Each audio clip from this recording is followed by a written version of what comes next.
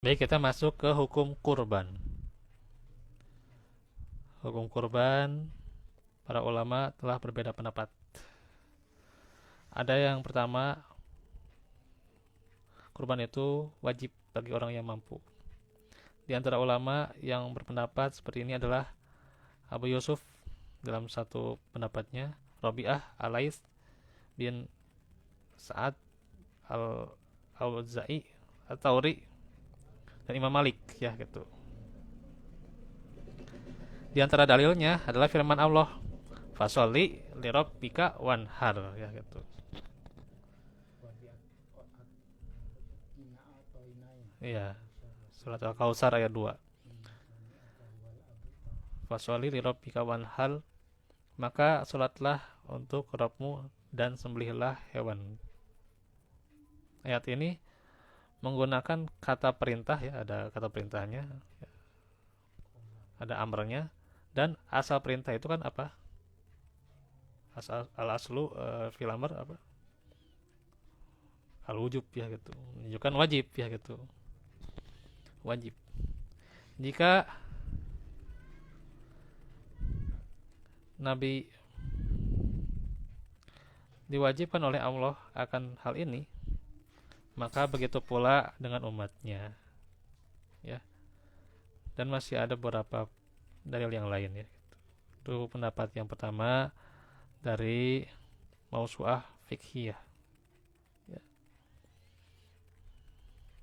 Yang kedua, kurban itu hukumnya sunnah dan tidak wajib. Nah, mayoritas ulama berpendapat bahwa menyembelih kurban adalah sunnah muakkadah. Pendapat ini dianut oleh Imam Syafi'i, ulama Syafi'i ya, ulama Hambali, dan juga yang paling kuat dari Imam Malik, dan salah satu pendapat dari Abu Yusuf, muridnya Abu Hanifah. Pendapat ini juga adalah pendapat sahabat Abu Bakar, Umar bin Khattab, Bilal, Abu Mas'ud Al-Badri, Suaid bin Ghaflah, Said bin Al-Musayyib. Nah, ada salah satu tabi'in juga ya. Atau tadi kalau ini Abu Bakar, Umar itu sahabat ya, Bilal sahabat ya. Nah, ini Said ya dari kalangan tabi'in. Atau Al-Qamah, Al-Aswad, Ishaq, Abu Thawr, dan Ibnul Munzir. Di antara dalilnya adalah dalil dari sabda Rasulullah, idza ra'aitum hilala dil hijjati wa arada ahadukum an yudohiya falyumsik an sya'rihi wa azfarihi.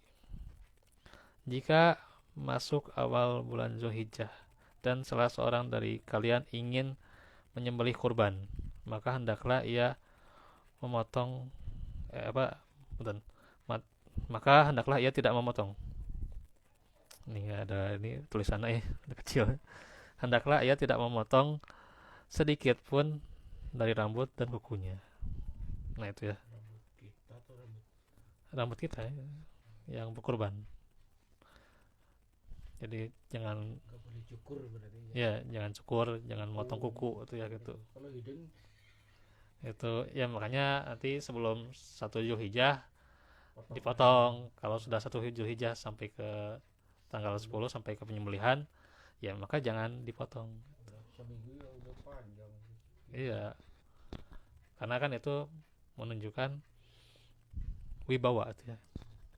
Maka tidak dipotong juga ya. Sebuah hikmah itu mah ya. Hikmahnya yang lain. Hadis ini juga mengatakan ya, dan salah seorang dari kalian ingin, maka kata ini ya dikaitkan dengan kemauan.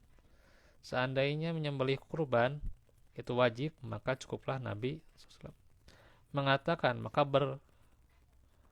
berkurbanlah atau hendaklah ia tidak memotong sedikit pun dari rambut dan kukunya tanpa disertai dengan adanya kemauan ya kan, ada keinginan di sini ya gitu, berarti sunnah gitu ya gitu.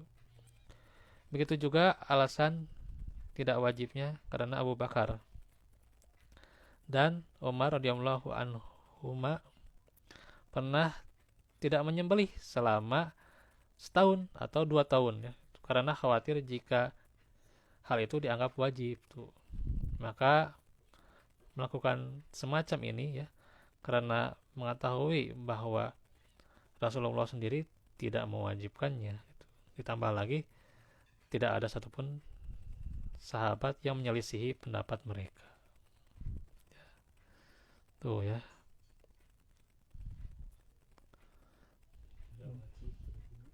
Ya di Mausu'ah al-Fiqhiyah.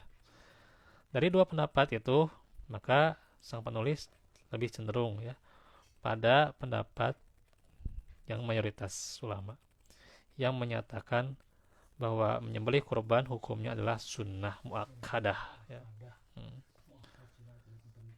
Ya, sunnah yang sangat ditekankan sunnahnya itu ya gitu. Muakkadah ya. Dan tidak wajib. Di antara alasannya juga karena pendapat ini didukung juga oleh sahabat Abu Bakar dan Umar ya, yang tidak berkurban 1 atau 2 tahun tadi ya. Seandainya tidak ada dalil dari hadis Nabi yang menguatkan salah satu pendapat di atas, maka cukup perbuatan mereka sebagai hujjah, argumentasi yang kuat ya, bahwa kurban itu tidaklah wajib, namun sunnah saja. Ya. Dalam satu perkataan disebutkan fa'in yuti'u Aba Bakrin wa Umaro yarshudu. Jika mereka mengikuti Abu Bakar dan Umar, pasti mereka akan mendapatkan petunjuk. Gitu ya. Namun sudah sepantasnya seseorang yang berkemampuan agar menunaikan ibadah kurban ini meskipun ia sunnah, agar terbebas dari tanggung jawab ya, dan perselisihan yang ada. Yang lebih baiknya kurban begitu. Syekh Muhammad Amin Asyintiki ya, apa Asyinkiti ya, rahimahullah mengatakan, janganlah meninggalkan ibadah kurban jika seseorang mampu untuk menunaikannya, karena Nabi sendiri ya yang bersabda, memerintahkan ya Nabi itu ya, tinggalkanlah perkara yang meragukanmu ya gitu, kepada perkara yang apa, tidak meragukan atau yang yakin ya gitu. Selayaknya bagi mereka yang mampu agar tidak meninggalkan ya yang namanya kurban ya. Kalau kita mampu sok gitu ya, kita berkurban ya gitu, karena dengan berkurban akan lebih menenangkan hati ya, dan melepaskan tanggungan ya, Allah alam. Dan masih panjang ternyata ya Pak. Oh ya 16:55 ya, kerasa ya. Hukum asal kurban itu adalah untuk orang yang masih hidup ya. Nah itu masih hidup ya, ini bahasan selanjutnya ya.